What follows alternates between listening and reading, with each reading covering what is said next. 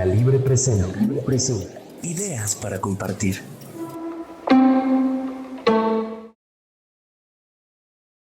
Soy un hombre bastante mayor. La naturaleza de mis ocupaciones en los últimos 30 años me ha puesto en estrecho contacto con un gremio interesante y un tanto peculiar, del cual, hasta donde sé, nada se ha escrito todavía. Me refiero a los copistas judiciales o escribientes. He conocido a muchísimos, profesional e íntimamente, y ni siquiera podría narrar diversas historias que harían sonreír a los hombres bondadosos y llorar a las almas sentimentales.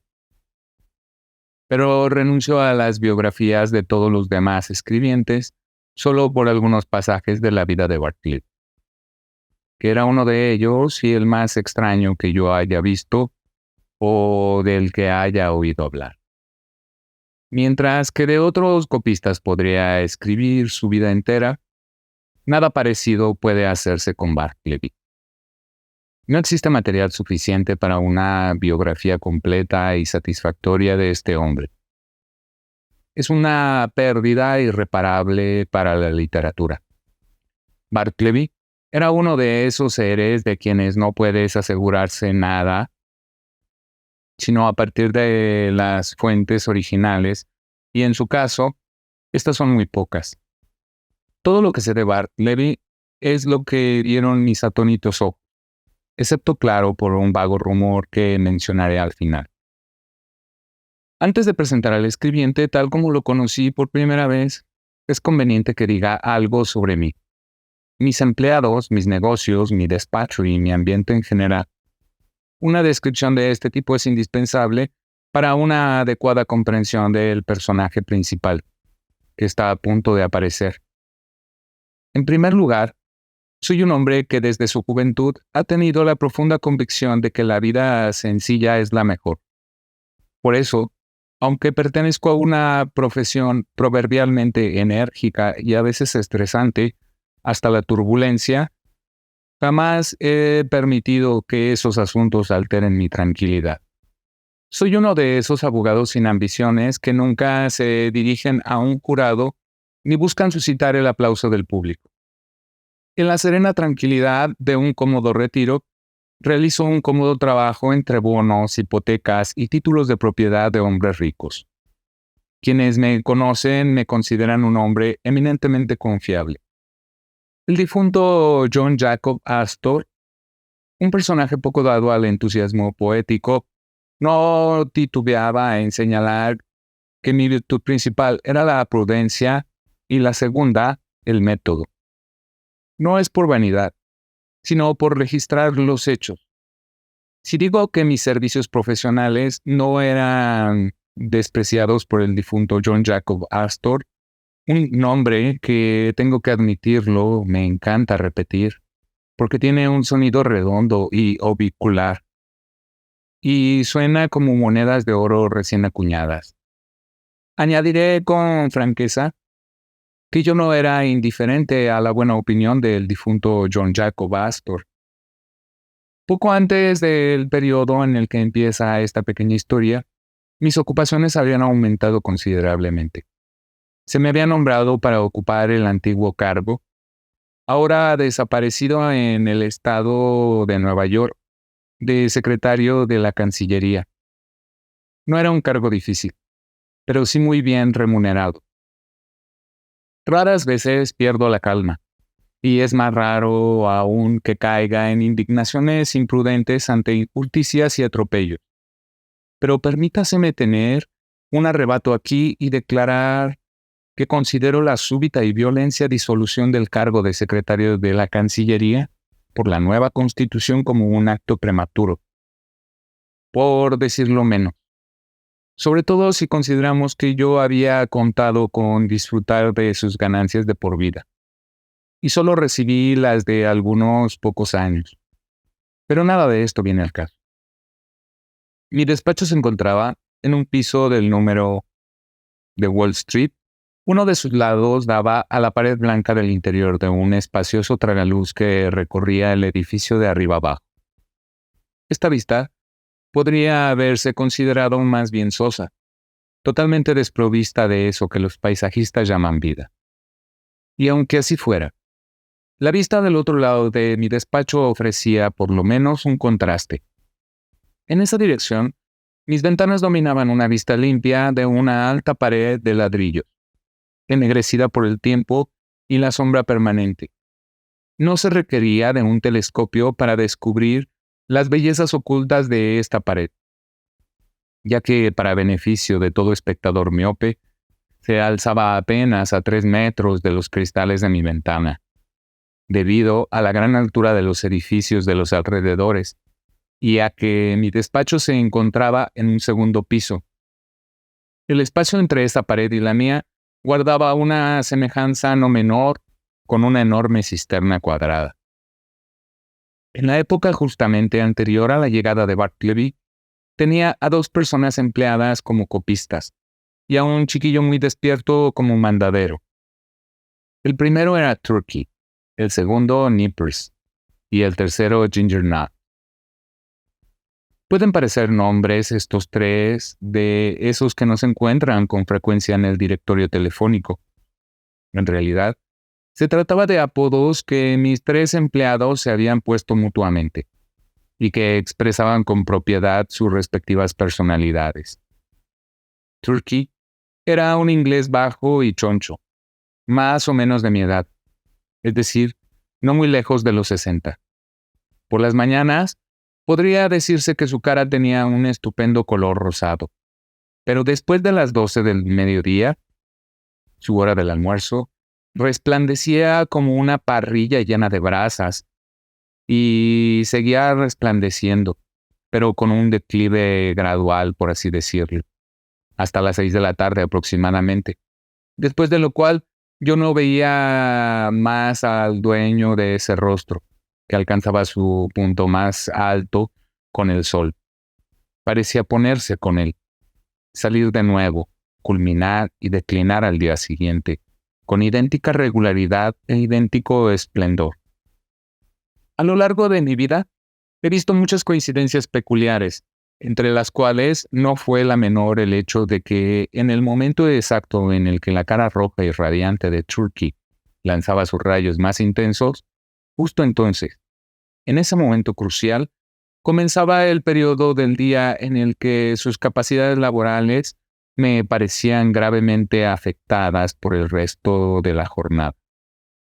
No digo que se mostrara absolutamente ocioso o reacio al trabajo, nada de eso. El problema era que se volvía demasiado enérgico. Había entonces una extraña, vehemente, exaltada, voluble precipitación en sus actos.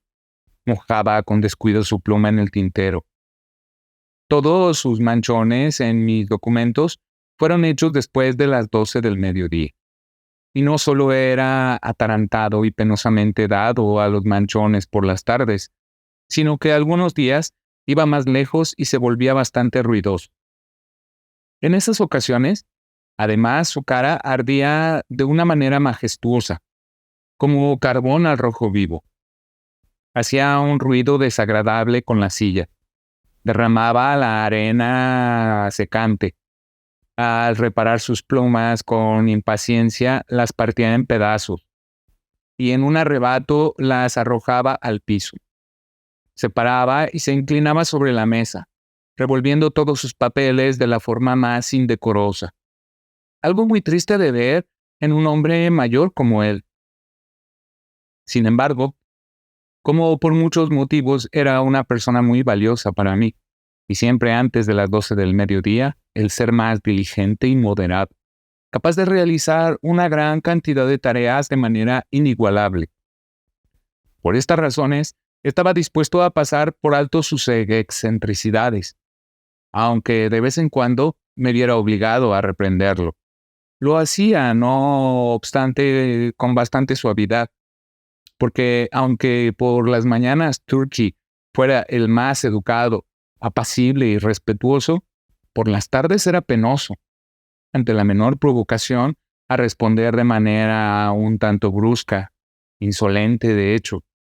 Pues bien, como valoraba tanto sus servicios matutinos y estaba decidido a no perderlos, aunque al mismo tiempo sus airadas maneras después de las 12 me hicieron sentir incómodo.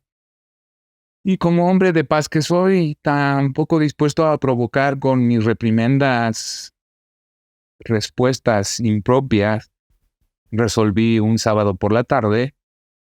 Siempre se suponía peor los sábados por la tarde. Sugerirle de manera muy amable que tal vez ahora que estaba envejeciendo, sería mejor reducir sus tareas. Pocas palabras, que no necesitaba venir al despacho después de las 12, sino después del almuerzo, dirigirse a casa, a descansar hasta la hora del té. Pero no, insistió en cumplir sus deberes vespertinos. Su rostro se volvió intolerablemente férvido, mientras me aseguraba con un tono oratorio, gesticulando con una gran regla desde el otro extremo de la habitación, que sus servicios eran útiles por la mañana. ¿Cómo entonces no iba a hacerlo por la tarde? Con todo respeto, señor, dijo Turkey. En esta ocasión me considero su mano derecha. Por las mañanas tan solo reúno y despliego mis tropas, pero por las tardes me pongo al frente de ellas y cargo gallardamente contra el enemigo. Sí, y dio una violenta estocada con la regla. ¿Y los manchones, Turkey?, le insinué. Es verdad, pero con todo respeto, señor, observe mi cabello. Estoy envejeciendo.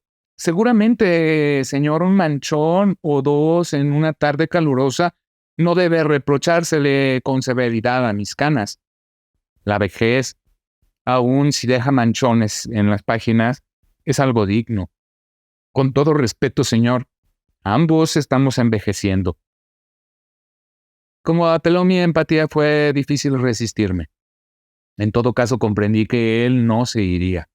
Así que decidí permitir que se quedara, asegurándome, sin embargo, que durante la tarde se ocuparía únicamente de mis documentos menos importantes. Nippers, el segundo de mi lista, era un hombre de unos 25 años, con patillas, algo amarillento y en general con un marcado aire de pirata. Siempre lo consideré víctima de dos fuerzas malignas, la ambición y la indigestión. La ambición se manifestaba en una cierta impaciencia hacia las tareas de un simple copista, en una injustificable usurpación de asuntos de carácter estrictamente profesional, como la redacción original de documentos legales. La indigestión parecía advertírsele en un ocasional mal humor y una mueca de irritabilidad, lo que hacía que los dientes le rechinaran de manera estruendosa cuando cometía errores al copiar. En maldiciones innecesarias, susurradas en lugar de dichas, al calor del trabajo y en especial en un continuo malestar con la altura de la mesa en la que trabajaba. A pesar de su gran habilidad en cuestiones mecánicas, Nippers nunca pudo acomodar esa mesa a su gusto.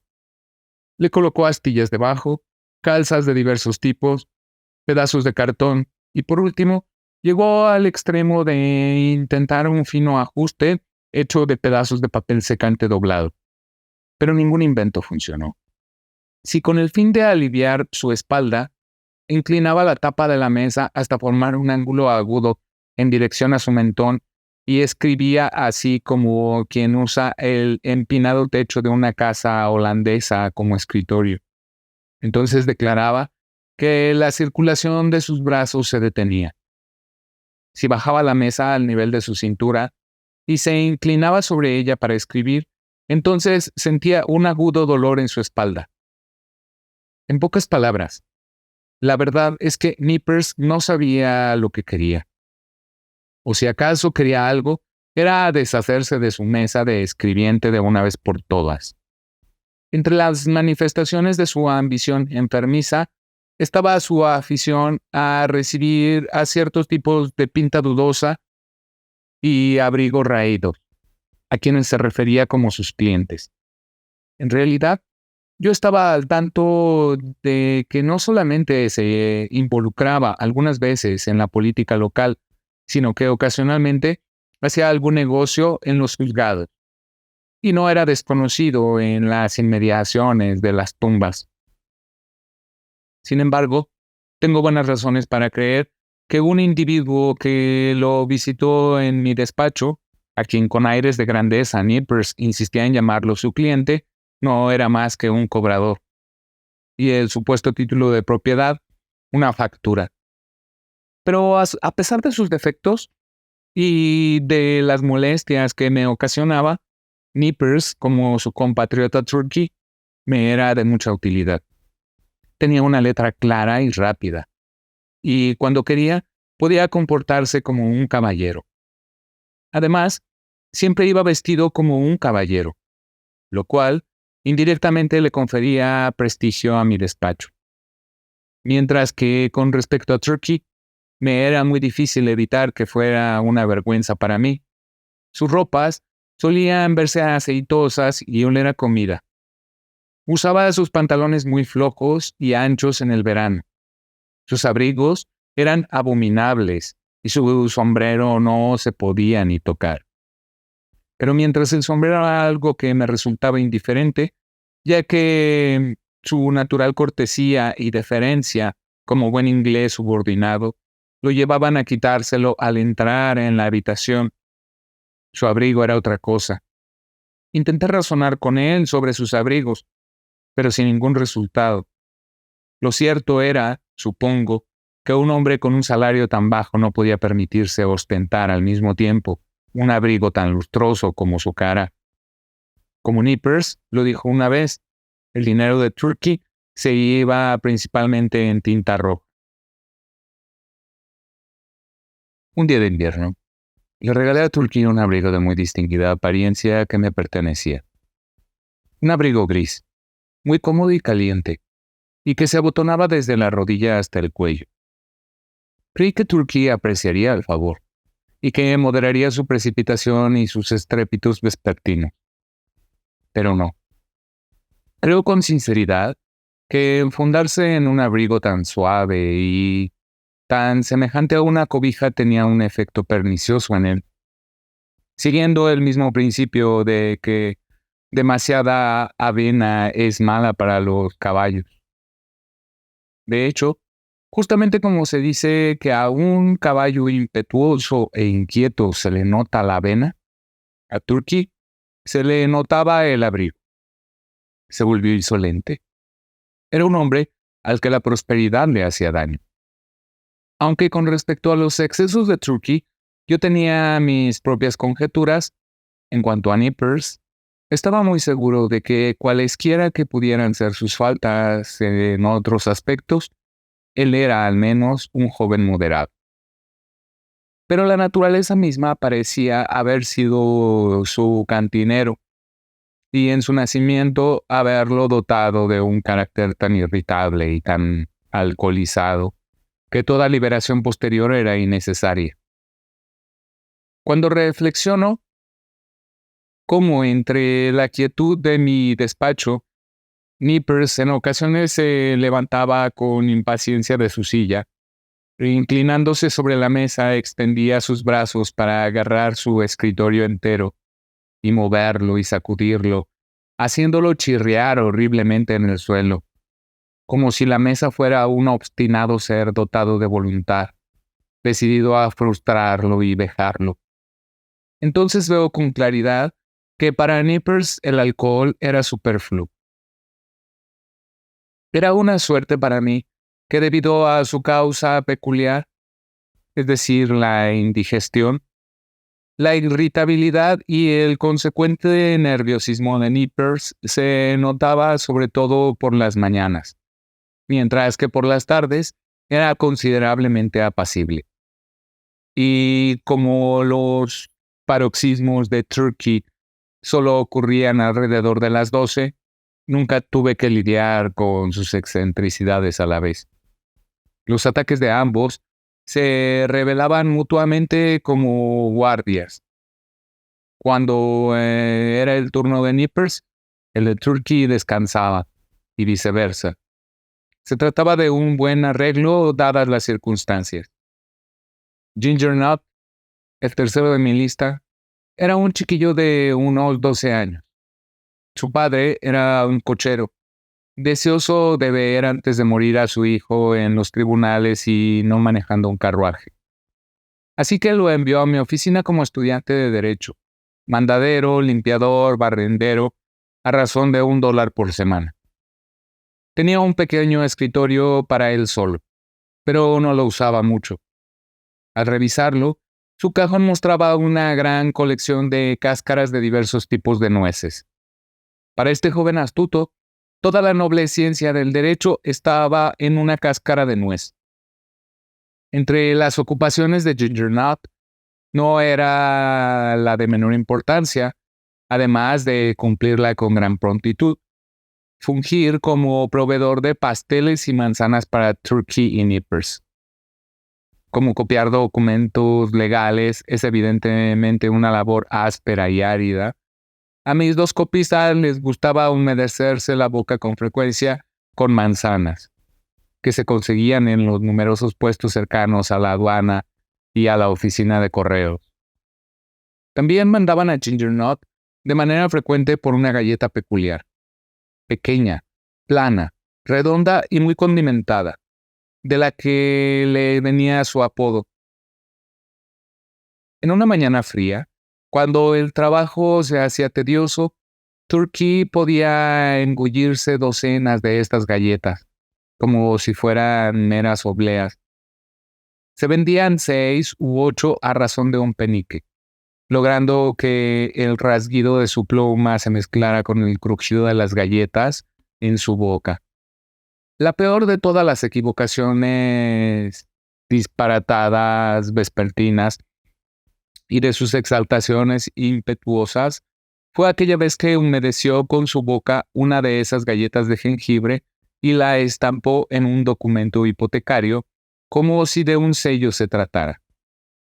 Estuve a punto de despedirlo en ese momento, pero me ablandó con una reverencia oriental y diciendo: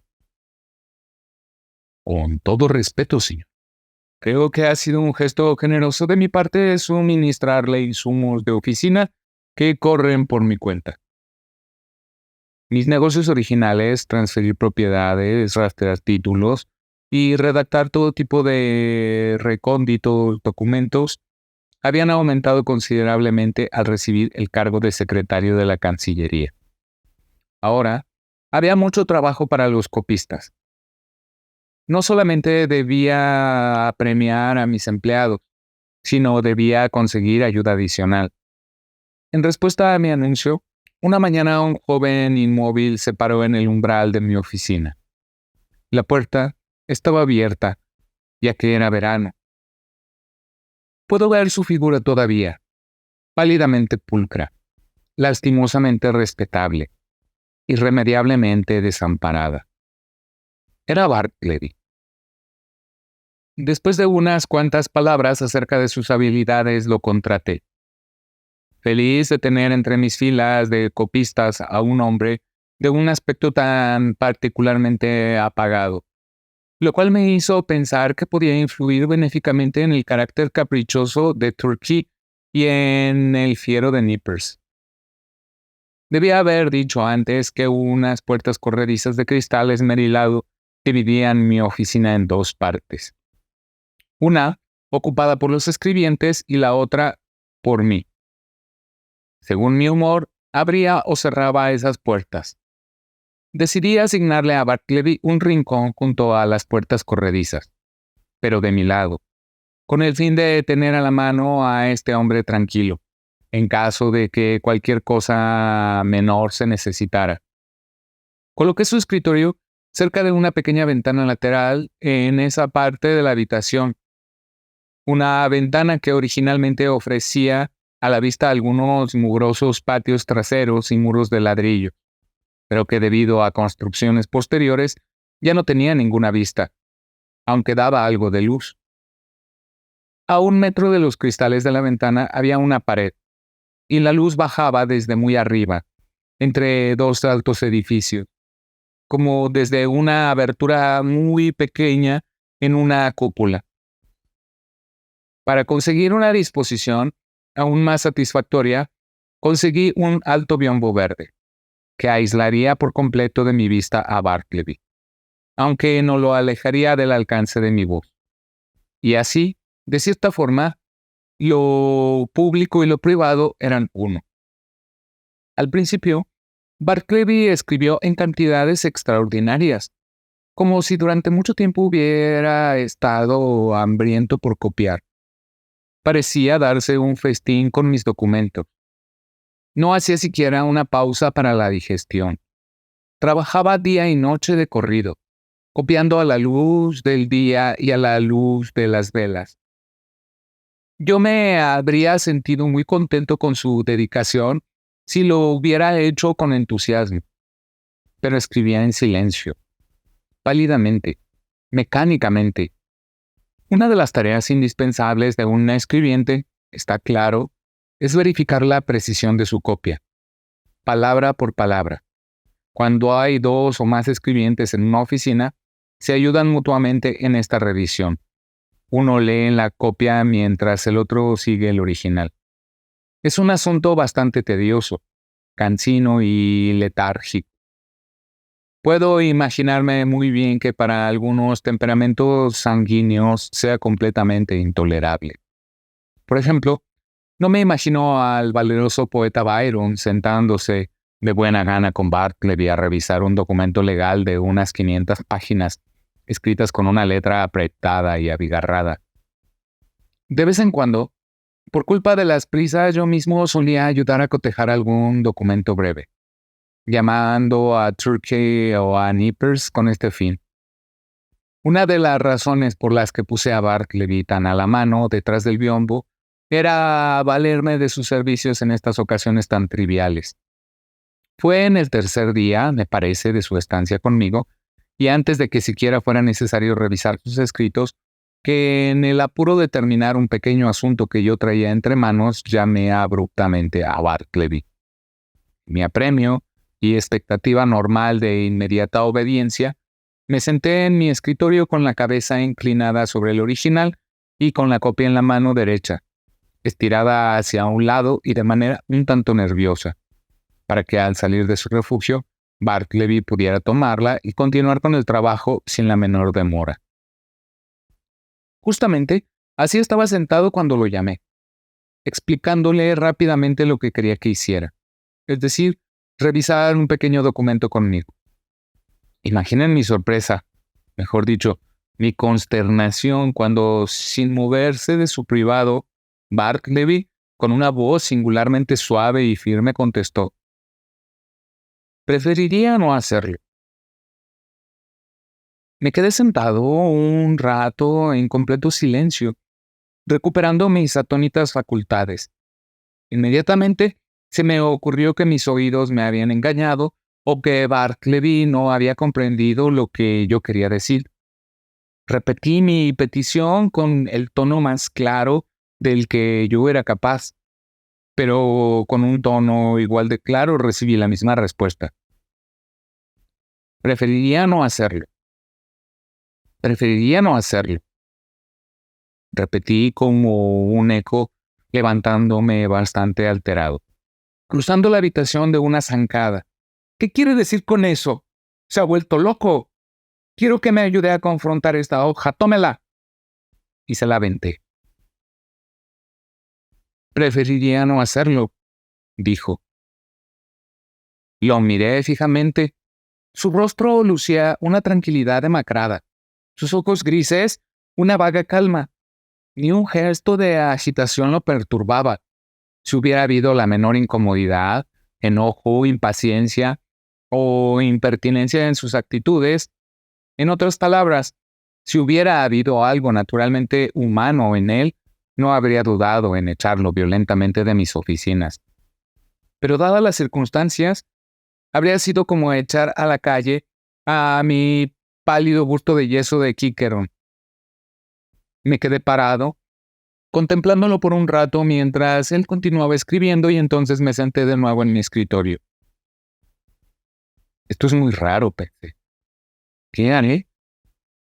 Pero mi trabajo me apremiaba. Decidí olvidar el asunto por el momento, reservándolo para mi tiempo libre. Así que le pedí a Nippers que viniera desde la otra habitación y el documento se revisó rápidamente. Pocos días después, Bartleby terminó 4 extensos documentos. Copias cuadruplicadas de una semana entera de testimonios dados ante mí en el Tribunal Superior de la Cancillería. Era necesario revisarlo. Se trataba de un juicio importante y una gran precisión era imprescindible. Con todo listo, llamé a Turkey, Nippers y Ginger Nut, que se encontraban en la otra habitación con el propósito de cada uno de mis empleados tuviera una de las 4 copias mientras yo leía el original. Siguiendo mis instrucciones, Turkey, Nippers y Ginger Nut se habían sentado en fila, cada uno con su documento en mano. Cuando llamé a Bartleby para que se uniera a este curioso grupo, «Bartleby, rápido, estoy esperando». Oí el rechinar lento de las patas de su silla en el piso sin alfombra, y pronto apareció parado en la entrada de su ermita. «¿Qué desea?», dijo con voz suave. «Las copias», dije con prisa. «Vamos a revisarlas, toma». Y le acerqué la 4ª copia. «Preferiría no hacerlo», dijo y desapareció despacio detrás del biombo. Por algunos momentos me convertí en una estatua de sal, colocado al frente de mi columna de escribientes sentados.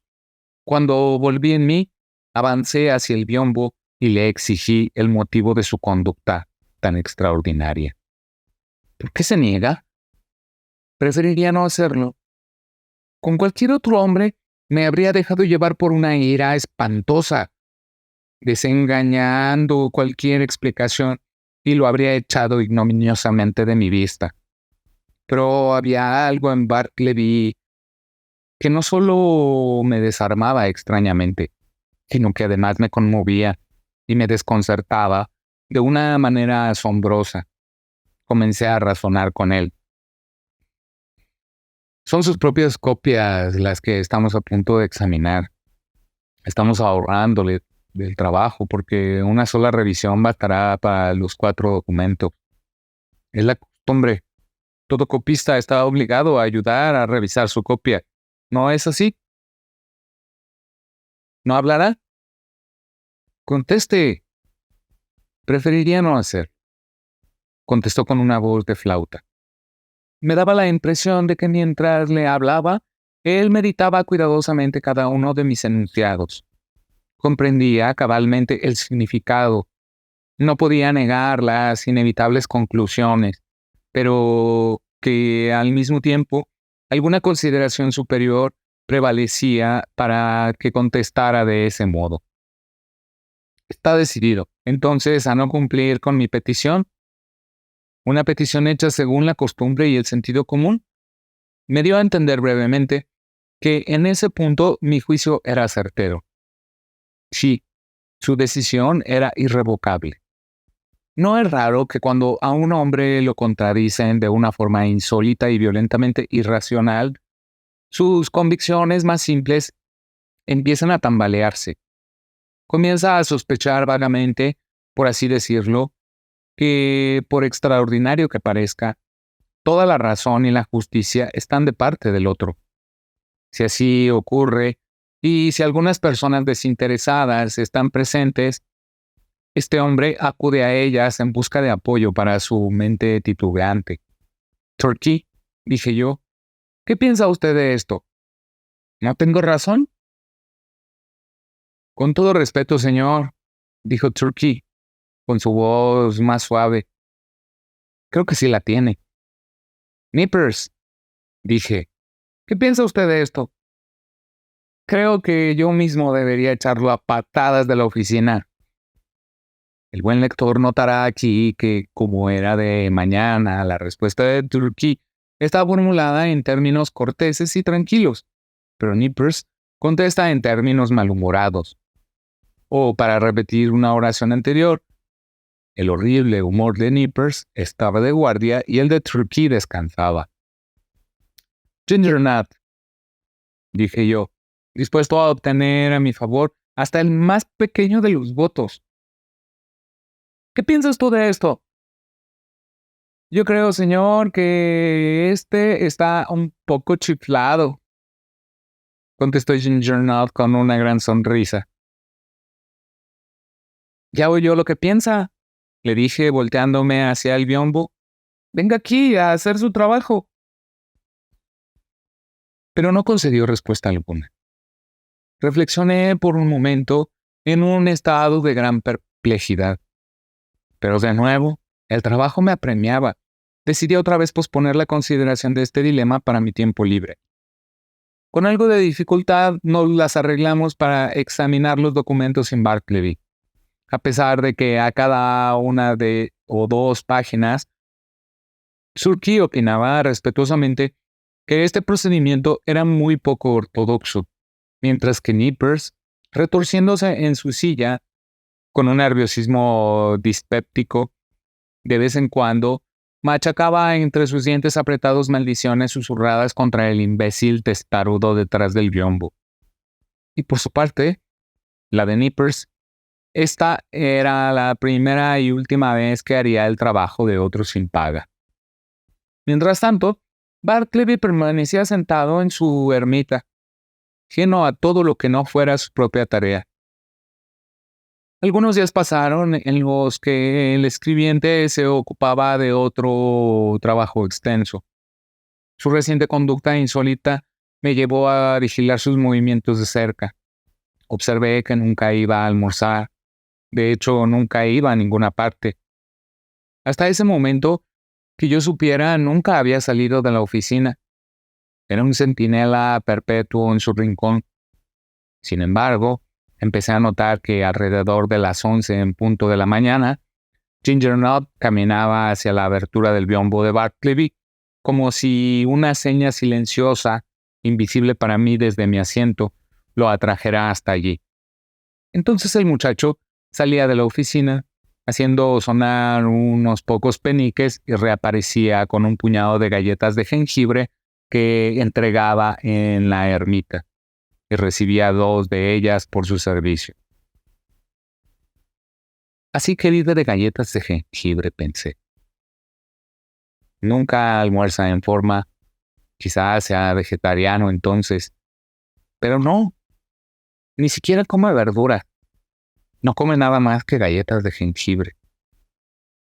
Mi mente se perdió en divagaciones sobre los probables efectos de la constitución humana ocasionados por vivir exclusivamente a base de galletas de jengibre. Así que vive de galletas de jengibre, pensé. Nunca almuerza en forma, quizá sea vegetariano. Entonces, pero no, ni siquiera come verduras. No come nada más que galletas de jengibre.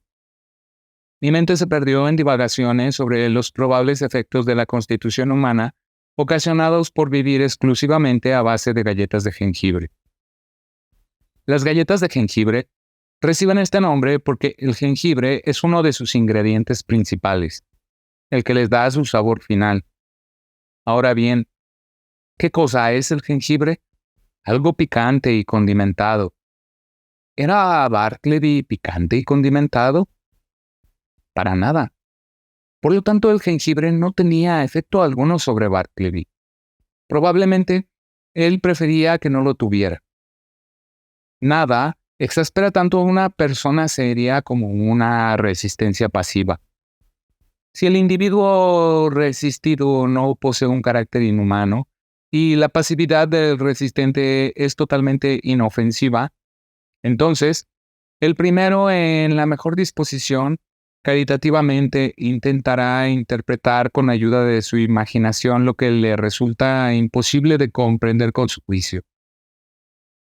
Era así como la mayor parte del tiempo veía a Bartleby y su forma de ser. Pobre hombre, pensé. Sus intenciones no son malas.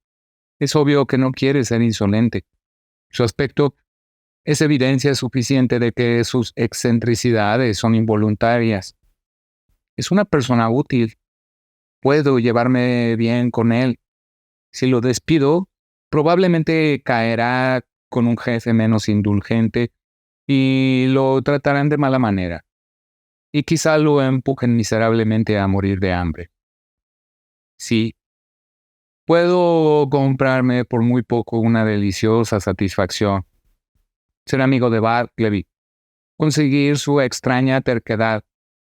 Me costará poco o nada, y así guardaré en mi alma lo que eventualmente será un dulce bocado para mi conciencia. Pero mi postura no siempre era la misma. La pasividad de Bartleby a veces me irritaba. Me sentía extrañamente incitado a enfrentarme con él en un nuevo desacuerdo, a provocarle algún chispazo de enojo que correspondiera al mío.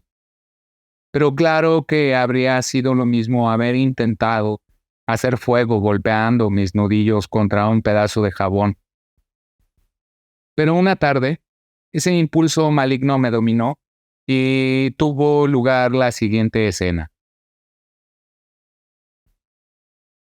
Bartleby, le dije, cuando termine de copiar esos documentos los confrontaré con usted. Preferiría no hacerlo. ¿Cómo? No comprenderá usted persistir en esa terca manía, ¿verdad? No hubo respuesta. Abrí de par en par las puertas corredizas y dirigiéndome hacia Turkey Nippers exclamé: Bartleby, dice por segunda vez que no revisará sus documentos. ¿Qué piensa usted de eso, Turkey? Tómese en cuenta que era de tarde. Turkey, que estaba sentado, resplandecía como una caldera de latón. Su calva echaba humo. Sus manos se movían agitadamente entre sus documentos manchados. ¿Qué pienso? Rugió Turkey. Pienso que voy a entrar a ese biombo y ponerle los ojos morados. Y diciendo aquello, Turkey se levantó y alzó sus brazos en posición pugilística. Se apresuraba a cumplir su promesa cuando lo detuve, alarmado por haber provocado imprudentemente la belicosidad de Turkey después del almuerzo. Siéntese, Turkey, le dije, y escuche lo que Nippers tiene que decir. ¿Qué piensa usted de esto, Nippers? ¿No estaría justificado despedir inmediatamente a Bartleby? Discúlpeme, eso tiene que decidirlo usted, señor. Yo creo que su comportamiento es bastante extraño y ciertamente injusto para Turkey y para mí. Pero tal vez sea solo un capricho pasajero. Ah, exclamé. ¿Así que extrañamente ha cambiado de parecer? ¿Ahora usted habla de él con mucha consideración? Es la cerveza, gritó Turkey. Esa consideración es efecto de la cerveza. Nippers y yo almorzamos juntos hoy. Mire qué considerado soy yo, señor. ¿Me permite ir a ponerle los ojos morados? ¿Se refiere usted a los ojos de Bartleby, supongo? No, hoy no, Turkey, le contesté. Por favor, baje sus puños.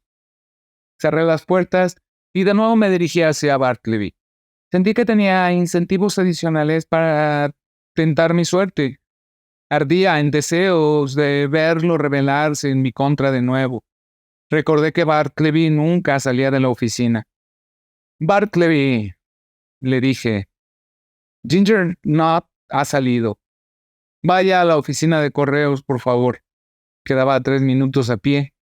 Y vea si hay algo para mí. Preferiría no hacerlo. ¿No quiere hacerlo? Prefiero no hacerlo. Me tambaleé hasta mi escritorio y me senté a reflexionar profundamente. Mi ciega obstinación volvió. ¿Había alguna cosa más en la que pudiera ser ignominiosamente rechazado por este tipo escuálido y pobretón, mi propio empleado? ¿Qué otra cosa perfectamente razonable puede haber que con seguridad se niegue a hacer? Bartleby. No hubo respuesta. Bartleby. No hubo respuesta. Bartleby. Como un mismísimo fantasma, acorde a las leyes de la invocación mágica, a la tercera llamada apareció a la entrada de su ermita. Vaya a la otra habitación y dígale a Nippers que venga. Prefiero no hacerlo, dijo respetuosamente y muy despacio, y desapareció apaciblemente. Muy bien, Bartleby, dije en un tono tranquilo, como con una serenidad severa y dominio de mí mismo, insinuando el propósito inalterable de un terrible castigo inminente. En ese momento, medio tenía la intención de cumplirlo, pero considerándolo bien, como se acercaba la hora de mi almuerzo, pensé que sería mejor ponerme el sombrero, caminar a casa y no volver, ya que me sentía afectado por mi perplejidad y angustia. Tengo que admitirlo. La conclusión de todo este asunto fue que pronto se volvió un hecho conocido que mi despacho, un escribiente joven y pálido llamado Bartleby, y que tenía un escritorio ahí, hacía copias para mí por la tarifa normal de 4 centavos por hoja, de 100 palabras, pero que estaba permanentemente exento de revisar su propio trabajo, de ver que se le transfería a Turkey a Nippers, como un halago, sin duda, a la mayor agudeza de estos dos. Además, al susodicho Bartleby nunca se le debía mandar, bajo ninguna circunstancia, a cumplir el más trivial de los encargos de cualquier tipo. E incluso, si se le rogaba que se encargara de hacerlo, se sabía de antemano que él preferiría no hacerlo. En otras palabras, que se negaría rotundamente. Con el paso de los días, me reconcilié considerablemente con Bartleby. Su constancia, su ausencia de todo vicio, su incesante laboriosidad, salvo cuando de pie se dejaba caer en ensoñaciones detrás de su biombo. Su extraordinaria quietud, su inalterable conducta en cualquier circunstancia, lo convertían en una valiosa adquisición. Algo fundamental era que siempre estaba allí. El primero en la mañana, ininterrumpidamente durante el día, el último en la noche. Yo tenía una confianza particular en su honestidad. Sentía que mis documentos más preciados estaban perfectamente a salvo en sus manos. A veces, es verdad, por más que quisiera, no podía evitar caer en repentinos y espasmódicos arranques de ira contra él, porque era excesivamente difícil tener presentes todo el tiempo esas extrañas peculiaridades, privilegios e insólitas excepciones, que formaban las tácitas condiciones que mantenían a Bartleby en mi oficina. De vez en cuando, presionado por despachar asuntos urgentes, distraídamente llamaba a Bartleby, con un tono breve y rápido, para que, digamos, pusiera su dedo en el incipiente nudo de un pedazo de listón rojo con el que estaba a punto de atar unos documentos. Por supuesto, era seguro que la respuesta habitual. Preferiría no hacerlo. Se escucharía detrás del biombo. Y entonces, ¿cómo podría un ser humano con las flaquezas propias de nuestra naturaleza abstenerse de exclamar con amargura ante semejante perversidad, semejante sinrazón? Sin embargo, cada nuevo rechazo de este tipo tendía a disminuir las probabilidades de que mis descuidos se repitieran. Debo decir, en este punto, que según la costumbre de la mayoría de los hombres de leyes con despachos en edificios densamente poblados, había varias llaves de mi puerta. Una la guardaba una mujer que vivía en el ático, quien lavaba el piso una vez por semana y barría y sacudía diariamente mi oficina. Otra la guardaba Turkey, por comodidad. La tercera a veces la llevaba yo en mi bolsillo. La cuarta no sabía a quién la tenía. Pues bien, un domingo por la mañana, casualmente, me dirigí a la iglesia de la Trinidad para escuchar a un famoso predicador. Y como había llegado con bastante anticipación, se me ocurrió pasar a mi despacho un momento. Por suerte llevaba mi llave conmigo. Pero al ponerla en la cerradura, descubrí que algo insertado desde el interior le oponía resistencia. Bastante sorprendido, toqué la puerta.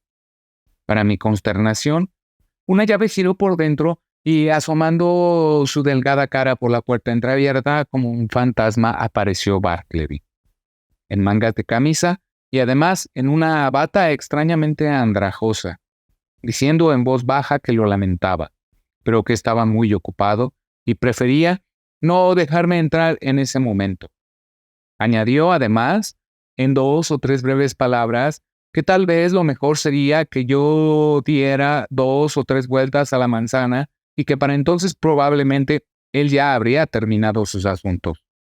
La totalmente insospechada aparición de Bartleby como inquilino de mi despacho un domingo por la mañana, con su cadavérica despreocupación caballeresca y sin embargo firme y seguro de sí mismo, me produjo un efecto tan extraño que precipitadamente me escabullí en mi propia puerta e hice lo que me pidió, pero no sin varias punzadas de impotente rebeldía contra la mansa desfachatez de este incomprensible escribiente.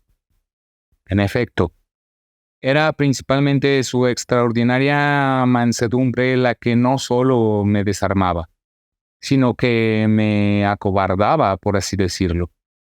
Pues considero que es una especie de cobarde momentáneo quien tranquilamente permite que su empleado le dé órdenes y lo eche de sus propios dominios. Además, me inquietaba muchísimo lo que Bartleby pudiera estar haciendo en mi oficina en mangas de camisa, en una condición, por lo demás, desarropada un domingo por la mañana. ¿Estaría ocurriendo algo indebido? No, eso estaba fuera de duda. No se podía pensar ni por un momento que Bartleby fuera una persona inmoral. Pero, ¿qué podría estar haciendo allí? ¿Piando? No, eso tampoco. Por muy excéntrico que fuera Bartleby, era una persona eminentemente decorosa. Sería la última persona en sentarse en su escritorio en cualquier estado cercano a la desnudez. Además, era domingo, y había algo en Bartleby que impedía suponer que violara las costumbres del día por alguna ocupación mundana. Sin embargo, mi mente no estaba tranquila, y lleno de una inquieta curiosidad, por fin regresé a la puerta. Introduje la llave sin impedimento, abrí la puerta y entré. Bartleby no estaba a la vista. Busqué ansiosamente alrededor. Me asomé detrás de su biombo, pero estaba claro que se había ido. Al examinar más de cerca el lugar, supuse que por un periodo indefinido Bartleby debía de haber comido, haberse vestido y haber dormido en mi oficina. Y eso además sin un plato, espejo o cama. El asiento acolchonado de un viejo sofá desvencijado en un rincón mostraba la tenue huella de una flaca figura recostada. Enrollada bajo su escritorio, encontré una cobija. Bajo la rejilla vacía, grasa para zapatos y un cepillo. En una silla, una palangana de latón con jabón y una toalla andrajosa. En un periódico, unas cuantas migajas de galletas de jengibre y un pedacito de queso. Sí, pensé, es bastante evidente que Bartleby ha estado viviendo aquí. Un departamento de soltero para él solo. Inmediatamente me asaltó un pensamiento. Qué miserable abandono y soledad se revelan aquí. Su pobreza es grande, pero su soledad, qué terrible. Piénselo, en domingo, Wall Street está tan poblado como las ruinas de Petra, y todas las noches de todos los días es un desierto. El edificio mismo, que entre semana bulle de actividad y de vida, al anochecer retumba de puro vacío, y durante todo el domingo está desolado. Y aquí es donde Bartleby hace su hogar, único espectador de una soledad que él ha visto toda poblada, como una especie de Mario inocente y cambiado, meditando entre las ruinas de Cartago. Por primera vez en mi vida, un sentimiento de abrumadora y punzante melancolía se apoderó de mí. Hasta ese momento no había experimentado más que tristezas no del todo desagradables. Ahora el vínculo de una humanidad que nos unía me arrastraba irresistiblemente hacia la pesadumbre, una melancolía fraternal, porque después de todo, ambos éramos hijos de Adán. Recordé las sendas brillantes y los rostros alegres que había visto ese día, engalanados, navegando como cisnes por el Mississippi de Broadway, y los comparé con el pálido copista y me dije, la felicidad busca la luz. Por eso juzgamos que el mundo es alegre, pero el sufrimiento se oculta en la lejanía. Por eso juzgamos que no existe. Estas tristes fantasías, quimeras sin duda, de un cerebro enfermo y tonto, me llevaron hacia otros pensamientos más particulares sobre las excentricidades de Bartleby. Presentimientos de extraños hallazgos se cirnieron sobre mí. La pálida figura del escribiente se me aparecía tendida entre extraños, indiferentes, envuelta en su escalofriante mortaja. De pronto, me atrajo el escritorio cerrado de Bartleby, con la llave a la vista puesta en la cerradura. Mis intenciones no son malas. No busco satisfacer ninguna curiosidad desalmada, pensé. Además, el escritorio es mío y su contenido también, así que me atreveré a mirarlo por dentro. Todo estaba metódicamente ordenado. Los documentos delicadamente acomodados. Los cajones eran profundos y, quitando los legajos de papeles, busqué a tientas hasta el fondo. Pronto sentí que tocaba algo y lo saqué. Era un viejo paliacate, pesado y con nudos. Lo abrí y vi que era una caja de ahorros. Entonces recordé todos los discretos misterios que había notado en aquel hombre. Recordé que nunca hablaba más que para contestar, que a pesar de que a ratos tenía bastante tiempo para sí mismo, nunca lo había visto leer. No, ni siquiera el periódico, que por largos periodos se quedaba mirando por la pálida ventana detrás de su biombo, hacia el muro ciego de ladrillo.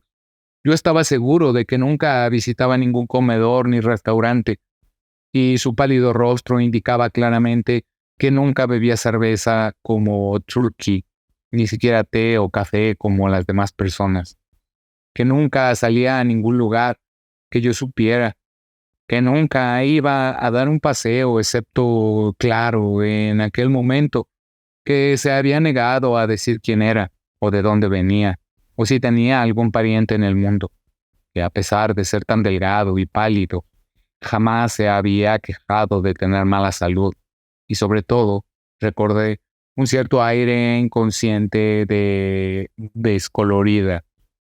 ¿Cómo llamarla? De descolorida altivez, digamos, o más bien una austera reserva en él, que me había intimidado positivamente hasta condescender mansamente con sus excentricidades, cada vez que había temido pedirle que me hiciera el más mínimo favor, aunque yo supiera, por su prolongada inmovilidad, que debía estar detrás de su biombo, sumido en una de esas ensoñaciones suyas de muro ciego. Meditando sobre estas cosas y asociándolas al reciente descubrimiento de que había convertido mi oficina en su domicilio permanente y en su hogar, sin olvidar su enfermiza tristeza, meditando sobre estas cosas, un sentimiento de prudencia comenzó a invadirme. Mis primeras emociones habían sido de pura melancolía y compasión sincera, pero a medida que el desamparo de Bartleby crecía más y más en mi imaginación, esa misma melancolía se fundía con el miedo, esa compasión con la repulsión. Es muy cierto y a la vez terrible que hasta cierto punto la idea o la vista de la miseria despiertan nuestros mejores sentimientos, pero en ciertos casos especiales, pasado ese punto, ya no sucede así. Se equivocan quienes afirman que esto se debe invariablemente al egoísmo inherente del corazón humano. Más bien proviene de una cierta desesperanza de remediar un mal excesivo y orgánico. Para un ser sensible, la compasión no rara vez significa dolor, y cuando al fin se percibe que esta compasión no conduce a un auxilio efectivo, el sentido común le ordena al alma que se deshaga de ella. Lo que vi esa mañana me persuadió de que el escribiente era víctima de un trastorno innato e incurable. Podía darle limosnas a su cuerpo, pero no era el cuerpo lo que le dolía, era su alma la que sufría, y yo no podía alcanzarla. No cumplí mi propósito de ir a la iglesia de la Trinidad esa mañana. De alguna manera, las cosas que había visto me incapacitaban de momento para ir a la iglesia. Caminé hacia casa, pensando lo que haría con Bartleby. Finalmente, esto fue lo que decidí. Le haría ciertas preguntas tranquilas en la mañana siguiente acerca de su historia, etc. Y si se negaba a contestar abiertamente y sin reservas, y suponía que él prefería no hacerlo, entonces le daría un billete de $20 más de lo que pudiera deberle y le diría que sus servicios ya no eran necesarios, pero que si podía ayudarlo de alguna manera, lo haría con gusto, especialmente si deseaba volver a su lugar de origen, donde quiera que fuera. Ayudaría de buena gana a costear los gastos. Además, si al llegar a casa alguna vez necesitaba ayuda, una carta suya recibiría una respuesta segura. La mañana siguiente llegó. «Bartleby», le dije, llamándolo amablemente desde el otro lado del biombo. No hubo respuesta. «Bartleby», le dije en un tono aún amable. «Venga, no voy a pedirle que haga nada que usted prefiera no hacer. Solo quiero hablar con usted». Luego de esto, silenciosamente se apareció. «¿Quiere decirme usted, Bartleby, dónde nació?» Preferiría no hacerlo. ¿Quiere contarme lo que sea sobre usted? Preferiría no hacerlo. Pero, ¿qué objeción razonable puede tener usted para no hablar conmigo? Le estoy ofreciendo mi amistad. Él no me miró mientras yo hablaba, sino que mantenía la mirada baja en el busto de Kikeron, que tal como yo estaba sentado entonces, se encontraba justamente detrás de mí, a unos 15 centímetros sobre mi cabeza. ¿Cuál es su respuesta, Bartleby?, le dije después de esperar por un buen tiempo, durante el cual su rostro permaneció inmóvil, excepto por un temblor apenas visible de su pálida boca. Por ahora, prefiero no responder, dijo y se retiró a su ermita. Fue bastante débil, lo confieso, pero su actitud en esta ocasión me molestó. No solo parecía ocultarse en ella cierto desdén tranquilo, sino que su obstinación parecía ingrata, considerando el buen trato y la indulgencia innegables que había recibido de mi parte. Me senté de nuevo a rumiar lo que debía hacer. A pesar de que me mortificara su comportamiento, a pesar de que estuviera resuelto a despedirlo, cuando entré a mis oficinas, un sentimiento supersticioso extrañamente latía con fuerza en mi corazón y me impedía cumplir mi propósito, y me acusaba de villano si me atrevía a pronunciar siquiera una sola palabra amarga contra el más desamparado de los hombres. Finalmente, llevando mi silla con familiaridad detrás de su biombo, me senté y dije: «Bartleby, olvídese de contar su historia si no quiere, pero permítame suplicarle como amigo que siga en lo posible las costumbres de esta oficina. Dígame que mañana o pasado me ayudará a revisar documentos. En resumen, dígame que en 1 o 2 días comenzará a ser un poco razonable. Dígalo, Bartleby». Por ahora, preferiría no ser un poco razonable, fue su respuesta apaciblemente cadavérica. Justo en ese momento, las puertas corredizas se abrieron y Nippers se acercó. Parecía haber tenido una noche atípicamente mala, provocada por una indigestión más severa de lo normal. Alcanzó a oír las últimas palabras de Bartleby. «Prefiere no hacerlo, ¿no?», gruñó Nippers. Yo sí que lo preferiría a él si fuera usted, señor, dirigiéndose a mí. Yo sí que lo preferiría. Yo sí que le daría sus preferencias a esta terca mula. ¿Qué, señor, si se puede saber lo que prefiere no hacer ahora? Bartleby no movió ni un dedo. Señor Nippers, le dije, preferiría que se retirara usted por el momento.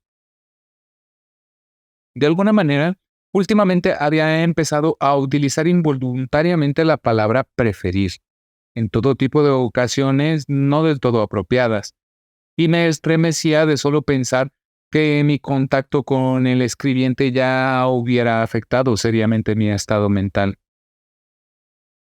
¿Qué otra y más grave aberración podría llegar a producirme? Esta aprensión no había tenido poco peso en mi determinación de emplear medidas inmediatas. Mientras Nippers, muy resentido y malhumorado, se retiraba, Turkey se acercó con afabilidad y deferencia. Con todo respeto, señor, dijo, ayer estaba pensando acerca de Bartleby, aquí presente, y creo que si él preferiría beber a diario un cuarto de buena cerveza, le haría mucho bien y le permitiría ayudar en la revisión de los documentos. Así que usted también se le ha pegado la palabra, dije yo, un poco nervioso.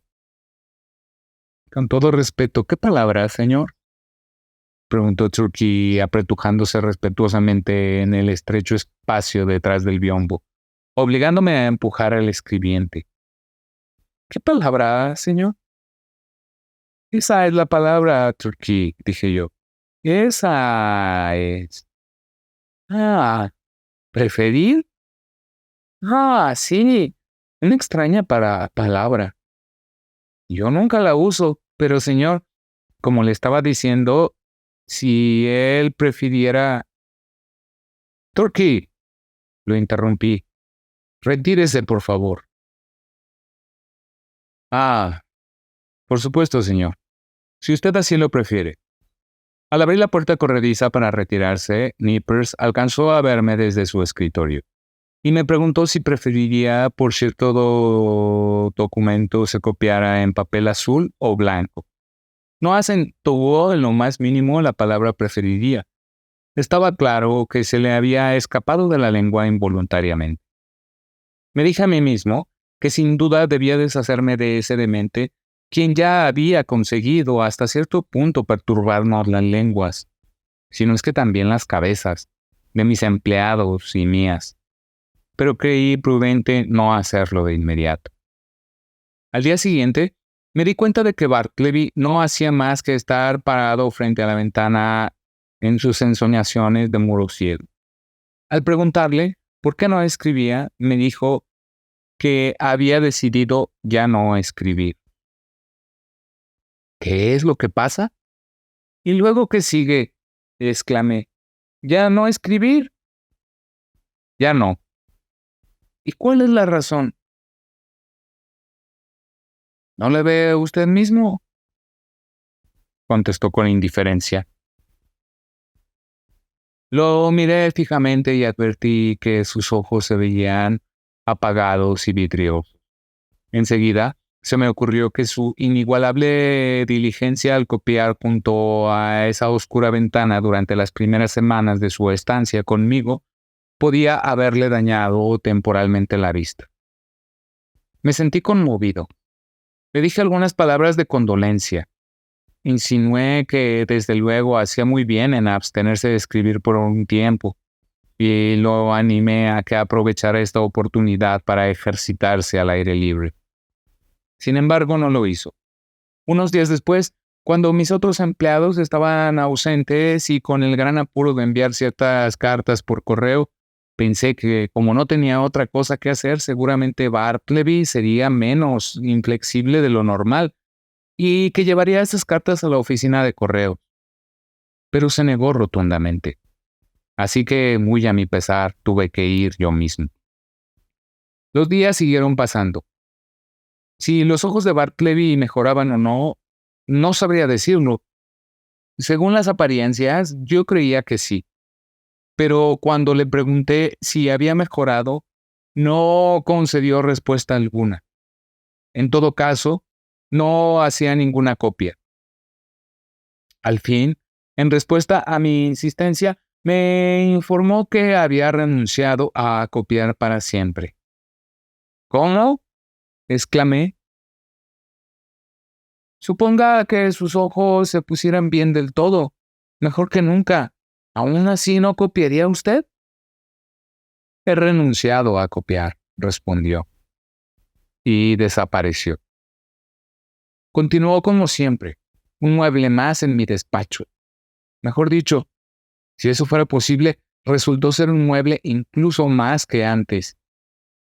¿Qué debía hacerse? No hacía nada en la oficina. ¿Por qué iba a quedarse?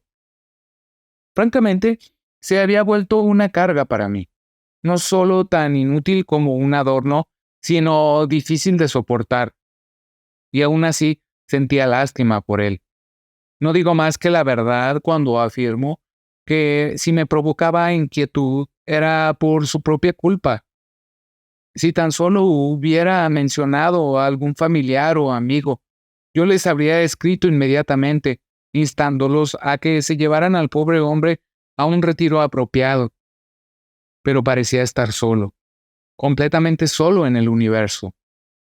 Un pedazo de los restos de un naufragio en medio del Atlántico. A la larga, las exigencias relacionadas con mi trabajo tiranizaron cualquier otra consideración. Tan amablemente como pude le dije a Bartleby que en un plazo de 6 días tenía que dejar la oficina incuestionablemente. Le aconsejé que mientras tanto tomara medidas para procurarse una nueva morada. Le ofrecí ayudarlo en esta tarea si él mismo daba el primer paso para la mudanza. Y cuando finalmente me dejé, Bartleby agregué, me aseguraré de que no se vaya completamente desprovisto. 6 días a partir de ahora. Recuérdelo. Al expirar el plazo, me asomé detrás del biombo y sí, allí estaba Bartleby. Me abotoné el abrigo y serené mis emociones. Avancé lentamente hacia él. Le toqué el hombro y le dije, ha llegado el momento. Debe abandonar este lugar. Lo lamento por usted. Tome este dinero, pero debe marcharse. Preferiría no hacerlo, contestó, aún dándome la espalda. Debe marcharse. Permaneció en silencio. Yo tenía una confianza ilimitada en la honradez de este hombre. Con frecuencia me había devuelto monedas que por descuido había dejado caer al piso. Pues suelo ser muy despreocupado con esas naderías. Lo que sigue, por lo tanto, no sorprenderá a nadie. Bartleby, le dije, le debo $12. Aquí tiene 32. Los 20 restantes son para usted. Tómelos, por favor. Y le extendí los billetes. Pero no hizo ningún movimiento. Los dejaré aquí entonces. Y los puse debajo de un pisapapeles sobre la mesa. Luego, tomando mi sombrero y mi bastón, dirigiéndome hacia la puerta, me volví tranquilamente y añadí, cuando haya sacado sus cosas de la oficina, Bartleby, cierre con llave la puerta, pues todos, excepto usted, se han marchado ya. Y por favor, deje su llave debajo del tapete para que yo pueda recogerla en la mañana. No volveremos a vernos. Así que adiós. Si de aquí en adelante, en su nueva morada, puedo servirle de algo, no deje de avisarme por carta. Adiós, Bartleby, y que le vaya bien. Pero no dijo ni una palabra. Como la última columna de un templo en ruinas, se quedó de pie, mudo y solitario en medio de la habitación desierta. Mientras caminaba pensativo de regreso a casa, mi vanidad se sobrepuso a mi compasión. No podía sino vanagloriarme de la manera magistral con la que me había deshecho de Bartleby. Magistral, he dicho, y así debería parecerle a cualquiera que lo piense desapasionadamente. La belleza de mi procedimiento parecía consistir en su perfecta discreción. Nada de amenazas vulgares, ni bravatas de ningún tipo, ni intimidaciones coléricas dando zancadas de un lado a otro, a lo ancho de la oficina, lanzándole órdenes vehementes a Bartleby para que se largara con sus miserables cachivaches. Nada por el estilo. Sin haber ordenado a grito la partida de Bartleby, como alguien de genio inferior lo habría hecho, yo habría dado por supuesto que tenía que marcharse, y sobre esa suposición había construido todo lo que tenía que decir. Cuanto más pensaba en mi procedimiento, más encantado estaba con él.